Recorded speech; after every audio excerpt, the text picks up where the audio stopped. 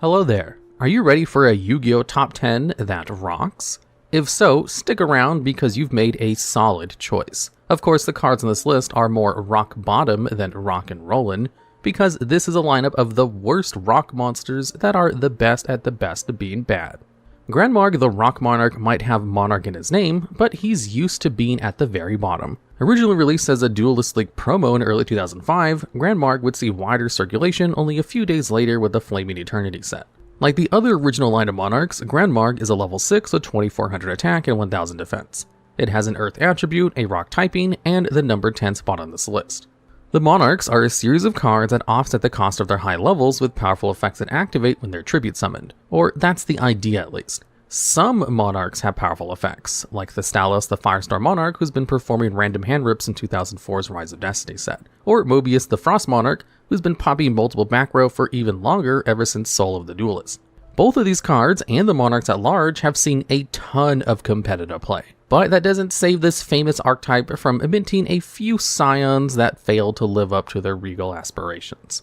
That's unfortunately where Granmarg comes in, and let's take a look at why. When Granmarg the Rock Monarch is tribute summoned, you can target one set card in the field and destroy it. While not the strongest effect, it's probably not going to harm you, and 2400 attack is pretty decent for a 1 tribute. And that's really why Granmarg takes the bottom of the lists. Compared to other bad cards, it's fine. Compared to its brethren, the Rock Monarch crumbles. The most direct comparison is probably Mobius the Frost Monarch, which as mentioned can target 2 pieces of set back row to Granmarg's 1. Sure, Granmarg can target set monsters as well, but that's a pretty niche use case. And when your effect is dependent on a mechanic as slow and costly as tribute summoning, it's better for the payoff to be as generic as possible to give you the highest chances of justifying your resources spent. But Granmarg actually gets worse, because while it can force your opponent to prematurely activate a spell or trap, it won't necessarily destroy the targeted card. If your opponent activates in response to Granmarg, then the targeted card will flip face up on a higher chain link, resolving backwards. Granmarg's effect cannot resolve and will fizzle since the target is no longer set.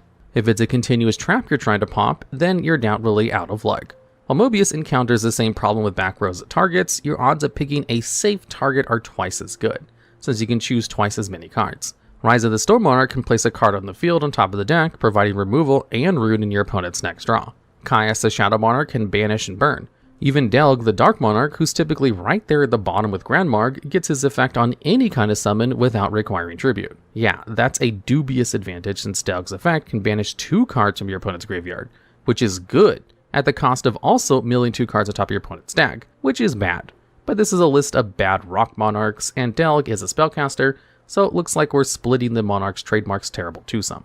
For a monster with so little to offer on the field, Granmarg has quite a few depictions in the artworks of other cards.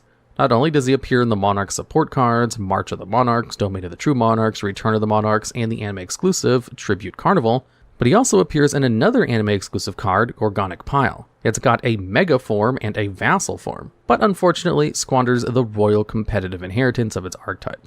Ultimately, it's these high aspirations that doom it to number 10, when it otherwise might have escaped this list altogether. The thing that hides in the mud is a rock monster and quite bad, but no one has ever expected it to be anything more than what it is, which is a strange cousin to another bad rock normal called a Dissolve Rock. Granmarg is a monarch. Ironically, despite all the support art showing Granmarg as the largest of the monarchs, in this case that title seems to carry no weight. Oh no, I seem to be lost in these woods. I hope no one tries to sell me product. Hello there, are you interested in eating healthy but hate cooking? Oh thank goodness. Can you tell me how to get back to the main road? No can do, but I can tell you about how Factor takes the stress out of meal planning and sets you up for success. Skip the grocery stores, prep work, and cooking fatigue. Instead, get chef-crafted, dietitian-approved meals delivered right to your door.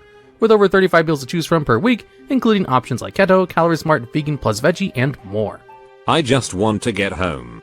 Factor now offers loads of snack options like breakfast, smoothies, juices, small bites, and more to keep me going no matter what's on the schedule. I was out here to bury a body.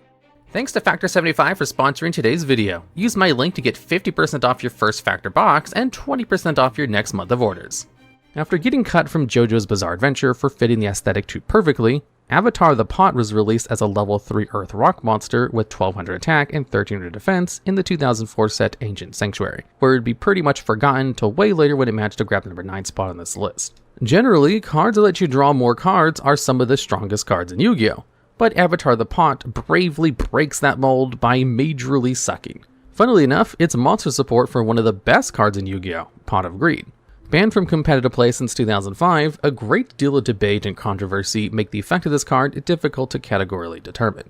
But leading theorists maintain that it might allow you to draw 2 cards from the top of your deck. Going up in card advantage for no cost at all is almost as good gets. So let's move back to the Pot's Avatar and see how it interacts with its Inspiration spell. While on the field, Avatar the Pot can activate an effect where you can discard Pot of Greed in order to draw not 2, but 3 cards from your deck, which is good. We like to draw 3 cards. Whether it's Graceful Charity, Moai of Greed, or the beginning of the end, drawing 3 cards is fun. Much less fun is holding on to your Pot of Greed for the perfect moment to discard it through Avatar the Pot to catch that extra draw. What makes Pot of Greed so good is its ease of use, both in terms of rising no hurdles in the path of activation and fitting well into every deck. Avatar the Pot takes the good parts of Greed and strips it away by requiring 2 specifically difficult to search names in order to resolve its effect. We're being a little too hard on the Jolly Green Giant Pot, but its design counteracts what's good about its inspiration, which is an interesting way to be bad, even if it's mostly theoretical, since Pot of Greed is pretty much banned everywhere except in GOAT format, where you might consider using Avatar the Pot if you want to support him in the aftermath of One Punch Man, where he was cut down during the final round of the villain auditions. Enraged Muka has been furious for 20 years ever since release in 2004's Soul of the Duelist, and that's the kind of dedication we like to see in our number 8 pick for Worst Rock Monster. It has an Earth attribute, 1200 attack, 600 defense, and 5 levels, making it require a tribute to hit the field. Enraged Muka is a retrain of an earlier monster from the Metal Raiders set way back in 2002. Both Enraged Muka and its smaller, calmer original form, Muka, gain attack for each card in your hand. Muka Mach 1 gains 300 attack and defense per card. Enraged Muka improves on this effect by gaining 400 instead. It also starts with 600 more attack than the original, which can help it not be so helpless whilst handless. So, why is the retrain worse than the first version? If we were just talking about stats and effect, the Metal Raiders Muka would be much worse. But ultimately, Enraged Muka's buffs aren't enough to make up for requiring a tribute. Let's say you have both Muka and Enraged Muka in your starting hand. If you summon the tiny one in pass, it will sit at a decent 1800 attack. If you want to summon Enraged Muka, however, you have to set something up and hope it doesn't get destroyed, or more realistically, set something else up in your back row for protection so it'll still be around to tribute for the big rock crab next turn. You get to draw, which is cool, and then maybe you get to have a board presence to send out an Enraged Muka. It'll hit the field with 2400 attack, which isn't bad, but for every other card you play, it's dropping 400 points. Muka would drop too, but the sunk cost is a lot less. Of course, even more realistically, you'll probably play neither of these cards because they're both bad, even in GOAT format. But it's worth noting that a card made to address the weakness of another card is actually worse, especially when some retrains that follow the active plus original monster's name pattern were much better. Assembling into number 7 spot on this list, we have Valkyrion the Magna Warrior. Despite its attractive accomplishment of being Yu-Gi-Moto's main deck boss monster with the highest attack, Valkyrion has historically repelled any duelist who might consider it for competitive play. This sword-swinging magnetic super monster is a level 8 Earth Rock with an impressive 3500 attack and 3850 defense. That first release in a prismatic secret rare foil as a promo card included with copies of the Game Boy Advance game, Yu-Gi-Oh! World Championship Tournament 2004. Like many boss monsters, Valkyrion cannot be normal summoned or set, and must be special summoned from the hand by tributing one each of the monsters that make it up. Alpha the Magnet Warrior, Beta the Magnet Warrior, and Gamma the Magnet Warrior. This process can actually be seen in the artwork of Magnetic Field, a field spell that supports the Magnet archetype. Once on the field, Valkyrion is just a beat stick. A big one, but it has no disruptive or defensive effects. What it can do is tribute itself to summon back Alpha, Beta, and Gamma from your graveyard. Being able to summon 3 monsters by tributing 1 is pretty good, and if Valkyrion had less summoning restrictions, it might have seen play. Perhaps recognizing this, the Konami would try to make Valkyrion more usable with future Magnet support. We'll start with Delta the Magnet Warrior, a monster that released in 2017 set Raging Tempest, which could mill a Magnet Warrior from deck on summit. Then when Delta is set to the graveyard, it could banish 3 non-Delta level 4 Magnet Warriors to special summon Valkyrion the Magnet Warrior from your deck while ignoring its summoning conditions. Unfortunately, Valkyrion can only summon its materials from the graveyard with its tribute effect, which doesn't super work after banishing them from the grave to get Valkyrion on the field. While this effect was way too slow for the 2017 TCG, Delta the Magnet Warrior would see a lot more play in Duel Links, where at the time, a surprise 3500 attacker was good enough on its own that Valkyrion didn't really need extra protection. Since Delta was available from the card trader and the Magnet Warriors could all be acquired by means that didn't involve sinking gems into expensive boxes, this deck was highly accessible, even if it wasn't going to be the strongest strat around. But the Magnets would only get better and attract more players as they pulled more of their support from the TCG into the app. In the summer 2019, the Guardians of Rockbox included Alpha the Electromagnetic Warrior and Gamma the Electromagnetic Warrior, along with the second Magnet boss monster, Berserkion the Electromagnetic Warrior. Despite Electro Alpha now providing a convenient way to search Valkyrion, this didn't mesh very well with Delta's second effect, and Berserkion quickly became the Magnet boss monster of choice. Unlike Valkyrion, Berserkion could destroy cards by banishing level 4 Magnet Warriors from grave, and could repeat this effect as many times as you had magnets to burn through. That would have been enough to put Valkyrion to rest, but Berserkion also summoned your banished Electromagnetic Warriors when destroyed by battle or effect. It seemed like this was probably it for Valkyrion unless Konami decided to print some kind of busted skill, a la Gandora the Dragon of Destruction, Gaia the Magical Knight of Dragons, or Blue Eyes White Dragon. But this is Duel Links and wild things happen. Valkyrion the Magnet Warrior would become an important part of an Evil Hero deck that needed a strong rock stack to use as material for Evil Hero Dark Gaia fusions. Alpha the Electromagnetic Warrior could both search Valkyrion to use as fodder for Dark Fusion and Dark Calling, and could also overlay with Granmarg the Electromagnetic Warrior to go into Garnet Guardian. The Supreme King Castle Revelation skill further enhanced this surprisingly strong deck, and Valkyrion would go on to see even more play as a possible inclusion in Fossil Warrior decks to help facilitate the bigger bosses, like Fossil Warrior Skull King and Fossil Dragon Skull Gios. Still, all of its success in Duel Links did little to revitalize Valkyrion's lackluster presence in the TCG. Even the support of Delta, the Electromagnetics, and spell and trap support like Magnetic Field, Magnetic Induction, and Magnetic Conversion did little to change that. Not even Epsilon the Magnet Warrior, which released only a short while ago in 2022. The same structure deck Yugimoto that brought Berserkion the Electromagnetic Warrior to the TCG in 2016 also printed Empyreon Magnum the Superconductive Battlebot, a Valkyrion/Berserkion fusion, and Walking Omni-Negate which can float into both of its materials when leaving the field. But this still wasn't enough to give Valkyrion the Magnet Warrior a competitive use case even back then. It didn't help that Empyreon could only summon Valkyrion and Berserkion from hand or deck, meaning the materials used for its fusion couldn't be directly recycled. But despite never quite exerting any real magnetic pull over the TCG, Valkyrion was an important monster in the Duel Monsters anime. Yu-Gi-Oh! Incorporated the Magnet Warriors into his deck after Duelist Kingdom, and they became staples he'd rely on all the way from Battle City to the final ceremonial duel. It's also worth noting that although both Yamayugi and Yugimoto would use the Magnet Warriors at various points during the ceremonial duel, Little Yugi would hold onto them as part of his deck. This is part emphasized through the growing distinction between the two Yugi's dueling preferences, with Yami favoring mystical cards like Chimera, the Flying Mystical Beast, Dark Magician, and the Gods, while Yugi, who was always a solid advocate for the collaborative strength of Unity, differentiated his identity as a duelist from the Pharaoh by utilizing more Earth and combination monsters, like the Magnet Warriors and Gadgets. Ironhammer the Giant first released as part of the 7th wave of dual terminal cards in 2012. With wider circulation coming with the 2013 set Hidden Arsenal 7 Knight of Stars. Now, many years later, it is the number 6 pick of this list. A level 8 Earth monster, Ironhammer has 900 attack, which isn't the strongest, but does come with 3500 defense, which is enough to wall even the mighty Valkyrion the Magnet Warrior from just one spot down. And like Valkyrion, Ironhammer the Giant can be special summoned from the hand while you control 3 specific names.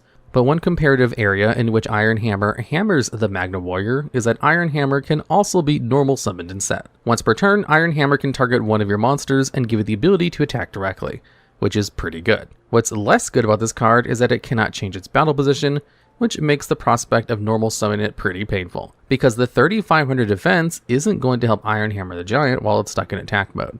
You can always tribute set Ironhammer to get into defense mode, but that means you're reliant on your opponent to attack into it if you want to access its effect. This card is punishing to use for no real reason. But what about its special summon? Let's take a look at that. Before playing Ironhammer, you'll need DD Esper Star Sparrow, Beast Warrior Puma, and Phoenix Beast Garudia all on the field. Esper Star Sparrow is a level 10 light warrior which can special summon itself from the grave in defense mode when your opponent launches a direct attack at the cost of banishing itself when it leaves the field. While it's on the field, Star Sparrow forces your opponent to choose it as a target for effects and attacks. Beast Warrior Puma is a level 4 light beast warrior which can attribute itself to search DD Esper Star Sparrow from your deck or graveyard to hand. Phoenix Beast Garuda, meanwhile, is a win attribute winged beast that gains a paltry 300 attack when it's going after an opponent's monster. Not only are these cards a mix of levels, typings, and attributes, but they have minimal synergy and require a lot of effort to be put on the field together if your intention is to special out Ironhammer the Giant.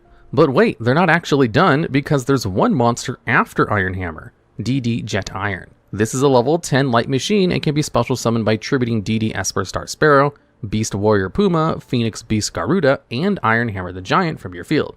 DD Jet Iron actually has a lot in common with Valkyrion, in that it's a difficult to use, mostly effectless stat stick that can attribute itself to bring its materials back from the graveyard. Interestingly, Ironhammer and the Star Beast, which would be a great band name, all appeared in the artwork of the spell Galaxy Queen's Light. The Ironhammer line was used by duelist Nelson Andrews from the Yu-Gi-Oh! Zexal anime, with 2 series summonings, one in episode 8 and another a little later on in episode 45. But you might still recognize these monsters even if you skip Zexal to watch Yu-Gi-Oh! 5Ds again. Ironhammer the Giant, as well as Star Sparrow, Puma, and Garuda all take design inspiration from Babel 2, a 1971 manga by Mitsutera Yokoyama. That doesn't make Ironhammer any better, but it is kind of neat. In catch the number 5 spot on this list, we have the Moai Interceptor Cannons, a level 4 Earth Rock with 1100 attack and 2000 defense. This card released back in 2005 set the Lost Millennium, and has never seen competitive play. While its stats are honestly pretty decent for a level 4, its effect is not worth the trade-off of losing access to normal monster support like Unexpected Die, and we'll be exploring why. But first, the effect. Once per turn, Moai Intercepting Cannons can flip themselves into face-down defense position. This is an effect that it shares with other cards like Medusa Worm, Swarm of Scarabs, and Swarm of Locusts. But importantly, those other cards have effects that do things when they're flip summoned. Although they aren't flip effect monsters, their ability to book themselves also lets them repeat their effects during each of your turns, as long as they remain protected. Moai Interceptor Cannons isn't a flip effect card either, and it also doesn't have an effect to resolve when it's flip summoned. This might cause you to wonder what the point of Cannon's self-booking is, and that's a really good question. It doesn't accomplish anything, and is the worst card to feature Moai statues in the competitive TCG. Chronomaly Moai and Chronomaly Moai Carrier are part of an archetype which automatically makes them more usable than Moai Interceptor Cannons. But the real embarrassment here is that the statue of Easter Island outperforms it too, since this normal monster from Tournament Pack 1 could at least be combined with Unexpected Die to get a Rock Body on field for Adamancipator decks. There is actually a little bit more to say about Moai Interceptor Cannons, if not competitively speaking. While they take direct inspiration from the actual Moai head monoliths of Easter Island, they're also a reference to another Konami property, the scrolling shooter arcade game Gradius, where laser fiery Moai heads are a common map obstacle. This extra tidbit of Konami lore is probably why Moai Interceptor Cannons were chosen as an option for your Master Duel mate. So although you'll never take the card into serious competitive matches, Moai Interceptor Cannons has in fact witnessed competitive play, just not from the position you'd expect. And fighting his way all the way up to the number 4 spot is Master Monk, another rock monster from the Lost Millennium. This level 5 Earth attribute has 1900 attack and 1000 defense, and still manages to be bad despite being able to attack twice during the battle phase, an effect that's normally really good, especially back in 2005. So how does Master Monk compensate for being kind of good? Well, it can't be normal summoned or set, and can only be special summoned by tributing Monk Fighter. He kind of invites some comparison to Valkyrion the Magna Warrior, in that they're both the high-level rock monsters that require specifically named materials to advance from hand to field. While Master Monk's cost of only 1 Monk Fighter might seem easier than Valkyrion's 3 Magnet Warriors, the Magnets at least are part of their own archetype, and one that's pretty good at milling, floating, and recurring Magnet monsters. No such luck for Master Monk. While the Magnet Warriors pull together, Master Monk is on his own, as seen in the artwork of Lone Wolf, an awful continuous trap that tries to support Master Monk, Monk Fighter, and also Chusuke the Mouse Fighter, for some reason. Master Monk also has the spell cards Combinante Blow and Legendary Black Belt to back him up, and they're bad too. Based on looks, it's easy to mistake Master Monk for a warrior monster, and if that were the case, he'd be just a little better, because then maybe Monk Fighter would be a warrior too, and therefore a target for reinforcement of the army. But no, they're both rocks, and so is a legendary Jujutsu Master, a level 3 rock monster that is shown squaring off against Master Monk in the artwork of Showdown of the Secret Sense Scroll Techniques. Will we ever learn what the Secret Sense Scroll Techniques are and what their value is to Master Monk? Probably not. But it'd be cool if Konami came back to this confusing handful of rock-hard martial artists, if only because it's cool to see forgotten cards find new life. Rising from the oceans of sand is a snake-like beast capable of drowning weary travelers in an endless tumult of blazing sand and vicious teeth. No, it's not Supreme Sovereign Serpent of Golconda or the Great Sand Sea Golconda, it's Sandstone that's here to claim the number 3 spot. While it's admittedly kind of a stretch to call this level 5 Earthrock normal monster with 1300 attack and 600 defense snake-like, that word comes directly from its flavor text. Appears from underground and attacks with long, snake-like tentacles. So we're gonna go with it. And speaking of going, this card has gone nowhere since the very start of the game when it was printed in 2002 set The Legend of the Blue Eyes White Dragon.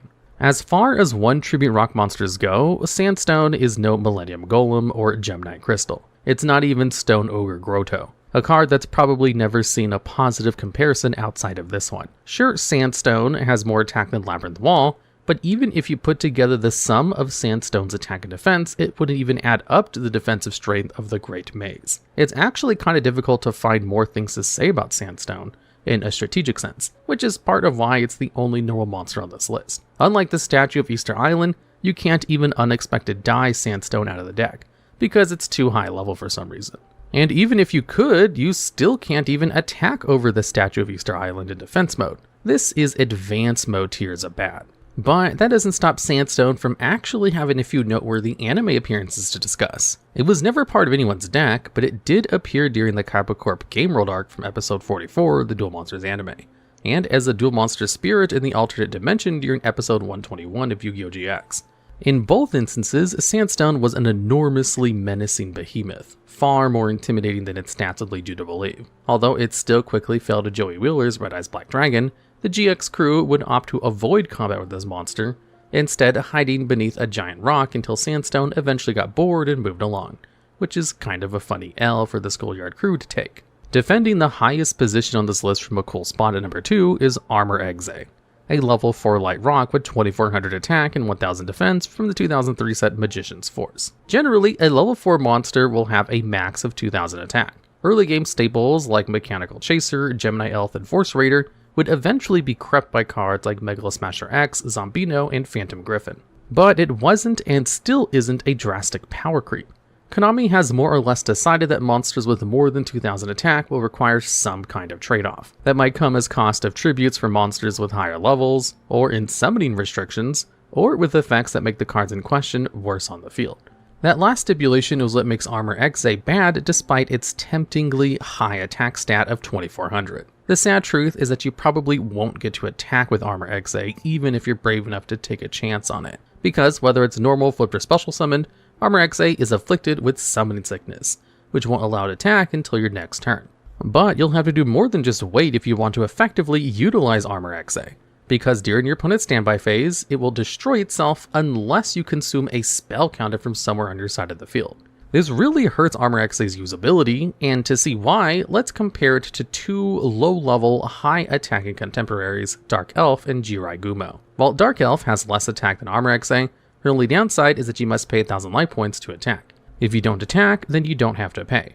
It's a similar deal with Jirai Gumo, who has an impressive 2200 attack stat. If you want to swing with the sweet level 4 number, you'll have to flip a coin. On a good outcome, your hubris pays off and your life points are safe. On bad, it's you who will pay for hubris with half your life points. But again, this can be avoided by just not attacking. You can play Dark Elf and Jirai Gumo as slightly riskier evolutions of defensive cards like Aqua Mador or the OG Mystic Elf, and just play around having to attack with them unless you see an enticing opportunity. But Armor Exe is, perhaps understandably, for a magically animated set of super armor, not so flexible. Without spell counters, it's not staying around to attack, or even just defend in attack mode with its high attack stat. But how difficult would it be to play Armor Exe with spell counters at release?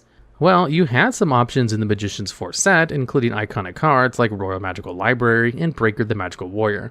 Support like Pitch Black Power Stone and sometimes Gather Your Mind could help. But the ultimate flaw of Armor Exe was its inability to self-sustain. It can only consume, which means your other cards will have to work double time to generate extra counters. Counters that they'll already want for their own effects. Even though it's a huge part of what makes the card bad, it does logically follow that Armor Exe can't create its own spell counters. It's not even really a monster on its own. Without outside magic to puppet those massive spiked gauntlets, it's just a really cool looking rock. This collection of OOPAs, which is an acronym for out of place artifacts, but more on that later, might seem a little out of place on this list that includes multiple cards that are some of the TCG's earliest sets, like the Legend of Blue Eyes White Dragon, the Lost Millennium, and Magician's Force. Most of the cards I round up for these worst of videos often come from earlier times, when the game was young and the qualities that made cards good were still being chiseled and investigated. Crystal Skull, Ashoka Pillar, and Cabrera Stone are all recent releases, with Crystal Skull debuting first in 2002's Battle of Legend Crystal Revenge,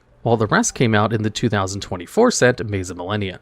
They've all got 0 attack and defense, except for Ashoka Pillar, who boasts a respectable 2200 defense line. They're all rocks, but Crystal Skull is a water attribute while the others are all earth. And with all the qualifying info out of the way, let's make like a young Yugi's grandpa and go archaeology mode to dig up just why these ancient treasures are at the top of this bad list. Ancient Treasure FTK is a strategy that hinges around the 3 rocks, Crystal Skull, Ashoka Pillar, and Cabrera Stone, which all have burn effects. Thing is, they're all self-burns. Crystal Skull inflicts 1000 points of blowback on summon, and then changes to defense mode. It can add to hand or special summon a rock monster with 0 attack from deck during the end phase of a turn in which you don't take effect damage, which is pretty cool, but not the coolest since it does burn you when it comes out. The Ancient Treasure strategy would really come together with Maze of Millennia, which added Ashoka Pillar and Cabrera Stone as targets for Crystal Skull's search effect. There were actually plenty of cool potential rock targets with 0 attacks readily available, like Magical Golem, Shell Knight, and the Adamancipator crystals. So if you got an interesting Crystal Skull strat, put them in chat. Anyway, when Ashoka Pillar is summoned, you can search an equip spell from your deck, and then it's changed to defense position. That's pretty good. But if Ashoka Pillar is destroyed, you take 2000 points of effect damage. The final Ancient Treasure, Cabrera Stone, can add a copy of Triangle O to your hand before changing itself to defense position. Like Ashoka Pillar, if Cabrera Stone is destroyed, you'll take damage, but only 1000 this time. Triangle O is the big normal spell activation you're looking for here, with the effect to destroy all cards in the field while causing your opponent to take all effect damage that you would have taken for the rest of the turn. Triangle O can only be activated when you control Crystal Skull, Ashoka Pillar, and Cabrera Stone. But that means your opponent will be taking 3000 damage that would have been heading your way after activation. Real Ancient Treasure FTKers will try to fill their field with the multiple Ashoka Pillars before throwing down Triangle O for even more explosive action. This can easily be done with Infernal Reckless Summon, and even accomplished on turn 1 with the help of cards like Silent Wabi, which can summon itself to your opponent's field to meet Infernal Reckless Summon's activation requirement. But now we're getting into the weeds, and we're not even done talking about Triangle O. Finally, you can banish Triangle O from grave to shuffle Crystal Skull, Ashoka Pillar, and Cabrera Stone into the deck and then draw 3 cards. The consistency of this strategy is helped by cards like Prius Map, which can search a 0 attack monster from the deck, and Stonehenge, a card that's searchable with Ashoka Pillar, which can revive a 0 attack monster from grave. Finally, Totem Pole is a continuous trap that protects your rock monsters with 0 attacks from effect targeting, and can negate enemy attacks, gaining a counter for each successful resolution of this effect. At 3 counters, Totem Pole will be sent to the graveyard. But it can banish itself to resolve its final effect, where, while you have 3 or more 0 attack rocks with different names in your grave, doing this will cause your opponent to take double effect damage for the rest of the turn. And that's a lot of searches and revives and burns, so you're probably wondering how these cards are worse than Sandstone and Armor Exe, and we're getting to that. It's pretty common in these lists to talk about bad cards from the TCG and then explain how it got a new life in Duel Links. But now we're going to do the opposite. Crystal Skull, Ashoka Pillar, and Cabrera Stone might have interesting effects in the main game, but in Duel Links they're trash awful. Crystal Skull causes you to take 500 damage on summon, and that's it. Ashoka Pillar conducts a generic equip spell search in the TCG, but in Duel Links it only inflicts 1000 points of self-damage when destroyed. The Duel Links version of Cabrera Stone has the exact same effect as the Duel Links version of Ashoka Pillar, except Cabrera Stone will destroy itself when it switches defense position, making it somehow worse. At least Triangle O is in Duel Links, but it only has the field wipe and effect damage conversion, which really limits the follow-up potential of this deck. These cards were released as ticket rewards at a pace of 1 at the end of each month, with Cabrera Stone in August of 2021, Ashoka Pillar in September, and Crystal Skull in October, releasing alongside Triangle O. They're not good, and it's kind of puzzling how they were immediately given new effects in their short span between their introduction in Duel Links and their later TCG release, with the updated effects never making it back to the original format. This might be due to Duel Links' troubled history with overpowered burn strategies enabled by their lower starting life point value. In a thematic sense, it's kind of cool that these mysterious zero-attack burn rocks are so puzzling and variable. They're all based on the phenomenon of out-of-place artifacts, which is when an archaeological or paleontological discovery is found in an unusual context, often deepening, upending, or questioning popular conceptions of history. These OO parts challenge conventional chronology, and as a result could perhaps be whimsically referred to as a chronomaly. In the early episodes of Yu-Gi-Oh! 5Ds, Yusei Fudo, and an underground turbo duelist with the impoverished satellite district of New Domino City, is arrested by sector security and hauled off to the facility, a large prison complex where many duelists are held. On the prison wagon, he meets Tenzen Yanagi, an eccentric old man who was apprehended for trafficking in smuggled artifacts and cards, including Crystal Skull, Ashoka Pillar, and Cabrera Stone. Yanagi is bullied by local prison tough Bolt Tanner and his Ushioni monsters, including Giant Ushioni, but Yusei intervenes on Yanagi's behalf, starting a duel against Bolt Tanner and using Yanagi's ancient treasure deck, and building up to a final finish with the effective Triangle O. Despite their more intuitive TCG design, the number one spot for worst rocks goes to the OOPA Triumptive of Crystal Skull, Ashoka Pillar, and Cabrera Stone, purely for their puzzlingly poor presentation in Duel Links.